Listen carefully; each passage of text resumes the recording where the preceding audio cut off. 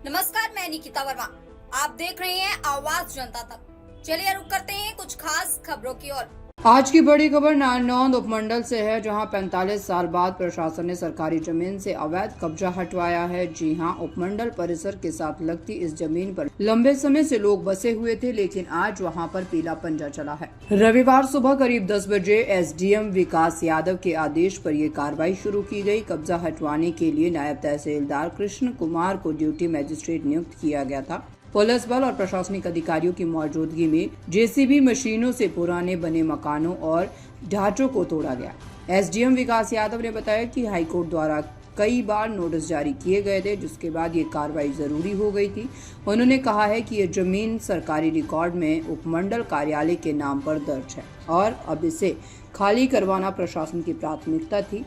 वहीं जिन लोगों के मकान टूटे हैं, उनका कहना है कि हमें तो कोई नोटिस नहीं मिला।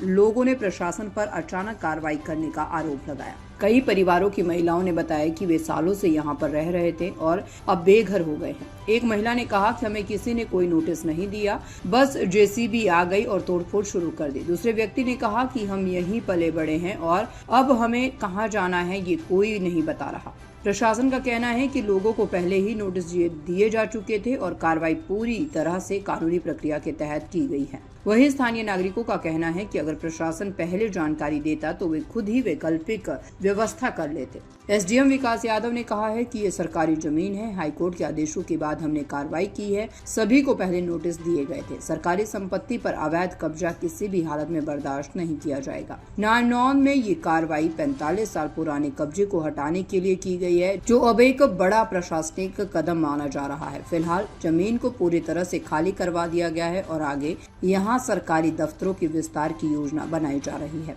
अब सवाल ये है कि क्या इन परिवारों को पुनर्वास की कोई सुविधा मिलेगी या फिर वे खुले आसमान के नीचे रहने को ही मजबूर होंगे। इस पूरी घटना पर आपकी क्या राय है, हमें कमेंट सेक्शन में जरूर बताएं।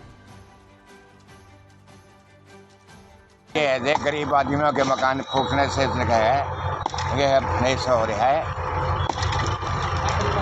गरीब आदमी का घोंसला सारा फोड़ चुके हैं। जिसमें बाबा मोती का मंदिर था वो भी फोड़ दिया। कोई रहने की व्यवस्था नहीं करी है। इनको तो रात में 12 बजे टाइम दिया था। 12 बजे लगाएंगे टाइम दे रहे, अपना सामान निकालते तो निकाल लो, नहीं बाकी है नहीं, सारा अंदर तो पता है क्या बचेगा। ये 25 मकान है। ना कोई कोर्ट केस तो नहीं था। अच्छा। लेकिन बिना कोर्ट केस के लिए था। प्रशासन की तरफ से प्रशासन ने तो ये काम करवाया है।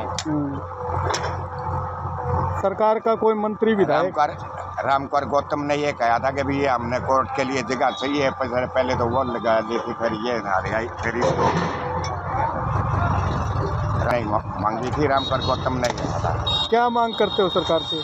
मांग तो हमने अपने है, मांग तो ये है हमने कोई प्लाट दे दो, गरीब आदमी है। ये नोटिस वोटिस तो अपने पास नहीं आए किसी प्रकार के, लेकिन प्रॉब्ली केवल 2 या 3 घंटे पहले एसडीएम साहब ने कहा ये बहुत ही कम समय था यहाँ के लोगों के लिए तोड़ने फोड़ने का। सारा सामान हमारा जितना था वो सब के सब अंदर ही रह गया। मोस्टली लोगों का हमने तो ले निकाल लिया था क्योंकि हमारे पास लेकिन हर किसी के पास इतना स्टाफ लेबर नहीं थी। बहुत ही थोड़ा समय दिया गया, बहुत थोड़ा, मतलब जिसको हम कह नहीं सकते 2-3 घंटे समय कुछ समय नहीं होता।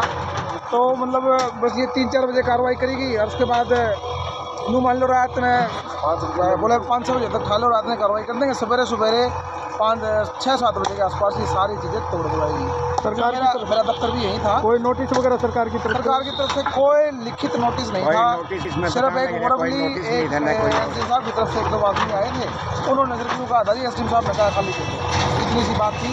लेकिन मेरे हिसाब से जो है ना एसडीएम साहब ने एक नोटिस देना चाहिए था। उसमें 2-3 दिन का समय भी देते ना तो हम इजीली कंफर्ट रहते सामान उठाने में और ये चीज़ों को मतलब अपने हिसाब से मेंटेन करने। हमने कोई दिक्कत नहीं थी खालीकरण में, क्योंकि देखो जो समाज की भलाई के लिए काम हो रहा है हम उसमें एग्री। हाँ, लेकिन मतलब समय इतना थोड़ा क्यों दिया गया ये समझ में नहीं आई। कोई बात नहीं, 2 दिन के बाद हो जाती है। ईंटें पत्थर यहीं थे, सब बंदे यहीं थे, जहाँ जितने आदमी थे ना सारे एग्री थे। खालीकरण में कोई भी यूँ नहीं था कि अडन में था, लेकिन सबकी एक ही मतलब टीस है कि भाई हमें समय बहुत थोड़ा दिया गया, जिसमें कि देखो गरीब आदमी के लिए पत्थर कक्कर ये बहुत बड़ी बात है।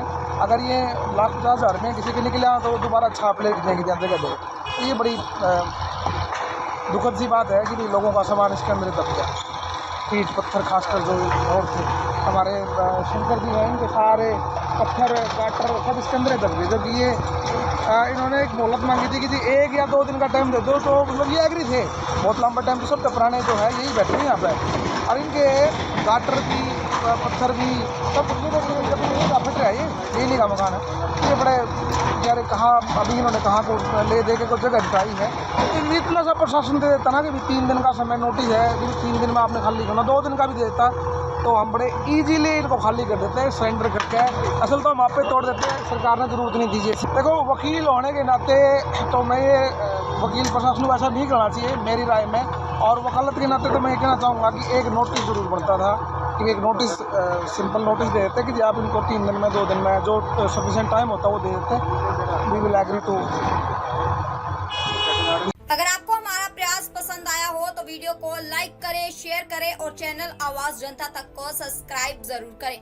और हाँ, स्वतंत्र मीडिया को मजबूत बनाने के लिए एक छोटी सी आर्थिक मदद जरूर करें। आपका सहयोग हमारी ताकत। आवाज जनता तक।